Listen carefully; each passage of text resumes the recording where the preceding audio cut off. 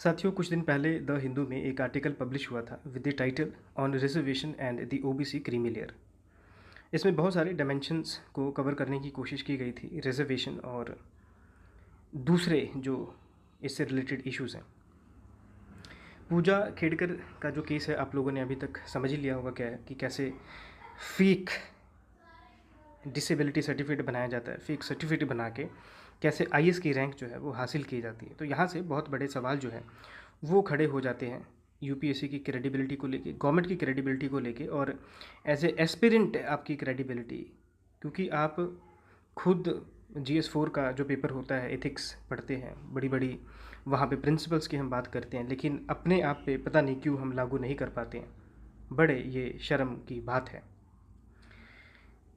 सबसे पहले तो समझे इंडिया में जो रिजर्वेशन का कॉन्सेप्ट है ये किस तरीके का दिखाई पड़ता है इंडिया में।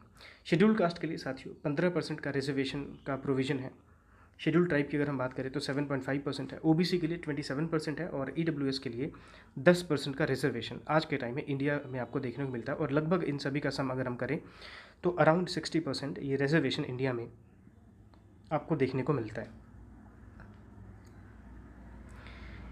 अब एक यहाँ से इस आर्टिकल में टर्म जो डिस्कस किया गया था वो था क्रीमी लेयर। ये क्रीमी लेयर क्या है?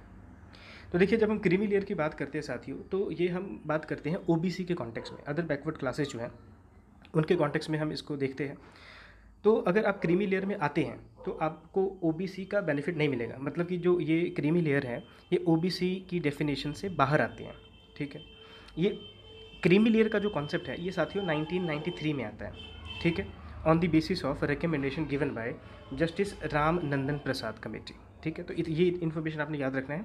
अच्छा, तो ये जो क्रीमी लेयर होगा जो कि ओबीसी का पार्ट नहीं होगा, तो क्रीमी लेयर होने के लिए क्या क्या क्राइटेरिया है? ठीक है, तो ये क्राइटेरिया को हमने ध्यान से समझना है। देखिए, सबसे पहले कि इसमें सिर्फ और सिर्फ किसके इनकम को हमने कंसिडर करना है, सिर्फ अपने पेरेंट्स के।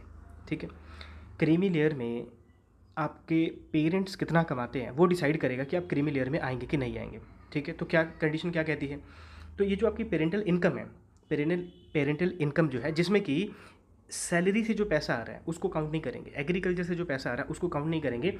इसके बाद भी अगर दूसरे सोर्सेज से अगर आपके पास एनुअली 8 लाख या फिर इससे ज़्यादा पैसा अगर आपके पास आ रहा है पिछले 3 सालों में, तो इसको हम क्या कहेंगे? क्रीमी लेयर कहेंगे। आप क्रीमी लेयर में आते हैं। ठीक है, चलिए, अगर आपके पेरेंट्स, आपके दोनों पेरेंट्स या फिर इनमें से कोई भी पेरेंट्स अगर किसी कॉन्स्टिट्यूशनल पोस्ट पे है, तब आप क्रीमी लेयर में आएंगे। अगर कोई भी पेरेंट्स, दोनों पेरेंट्स या फिर एक पेरेंट्स अगर ग्रुप ए या फिर क्लास 1 ऑफिसर के अगर रैंक पे है, तब भी आप क्रीमी लेयर में आएंगे। अगर दोनों पेरेंट्स अगर ग्रुप बी में या क्लास बी में या क्लास 2 में अगर अपॉइंट हुए थे और 40 साल के पहले पहले अगर वो प्रमोट हो जाते हैं ग्रुप ए और क्लास 1 में, तब भी आप क्रीमी लेयर में आएंगे। अगर कोई भी आपका पेरेंट्स अगर पब्लिक सेक्टर अंडरटेकिंग में अगर मैनेजरियल पोस्ट पे है, तब भी आप क्रीमी लेयर में आएंगे। तो ये कुछ क्राइटेरिया है क्रीमी लेयर का। ठीक है, ये टॉपिक आजकल काफ़ी न्यूज़ में है, इसलिए हमने देखा ये क्रीमी लेयर होता क्या है। ठीक है, तो ये कुछ क्राइटेरिया से साथियों आपने याद रखना है। इश्यूज़ क्या उठ रहे हैं? देखो, अभी आज के टाइम पे जो इंडिया में जो सवाल खड़े हो रहे हैं वो सवाल ये है कि आखिर कब तक और आखिर क्यों ऐसा किया जा रहा है कि ये फेक EWS सर्टिफिकेट बनाए जा रहे हैं, ये फेक डिसेबिलिटी सर्टिफिकेट बना रहे हैं। ऐसा क्यों?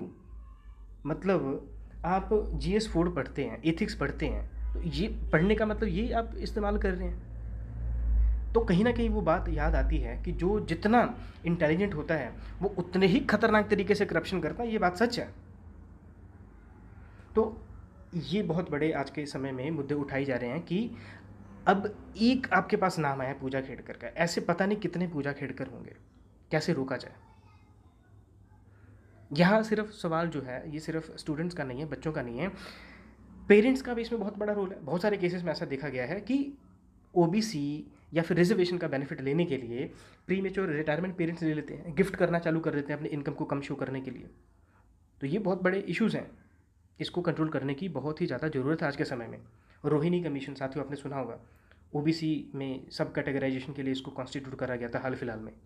इसके रिपोर्ट पे अगर हम नज़र डालें तो इनका कहना है कि ओबीसी के लिए जो रिजर्वेशन है उसमें से 97% जो रिजर्व सीट्स हैं वो किसको मिल रहे हैं? सिर्फ 25% ऑफ ओबीसी कास्ट। मतलब ओबीसी में भी सिर्फ 25% ऐसे कास्ट हैं जो कि 97% का बेनिफिट ले जा रहे हैं। ये बहुत ही अलार्मिंग सिचुएशन है, और ये जो सिचुएशन है ये शेड्यूल कास्ट है, शेड्यूल ट्राइब, इन सभी में सेम है। तो रिजर्वेशन की जो पॉलिसी है, कहने का मतलब है इसका बेनिफिट तो कुछ लोग ही ले रहे हैं, तो इसका बेनिफिट असल में जिसको मिलना चाहिए उसको मिल ही नहीं रहा है। और सबसे बड़ा जो आज का सवाल है, जो कि हर इंसान को यहाँ पे इंडिया में उठाना चाहिए, वो ये है कि क्रीमी लेयर का कॉन्सेप्ट सिर्फ ओबीसी में ही क्यों है? क्रीमी लेयर का जो कॉन्सेप्ट है ये शेड्यूल कास्ट और शेड्यूल ट्राइब में क्यों नहीं है? अब एक बार अगर आप अपलिफ्ट हो जाते हो, गरीबी रेखा से अगर एक बार आप ऊपर उठ जाते हो, आपके पास पोटेंशियल आ जाता है, पैसा आ जाता है, उसका इस्तेमाल करके आप अपने बच्चों की अच्छी एजुकेशन कर सकते हैं, घर बना सकते हैं, बहुत सारी चीज़ें हो सकती हैं। तो वापस से आपको फिर रिजर्वेशन क्यों चाहिए, ये बहुत बड़ा सवाल है, और ये सवाल जनता को अभी गवर्नमेंट से पूछने चाहिए। तो इस टॉपिक में साथियों इतना ही। Thank you for watching, keep learning, keep growing. जय हिंद।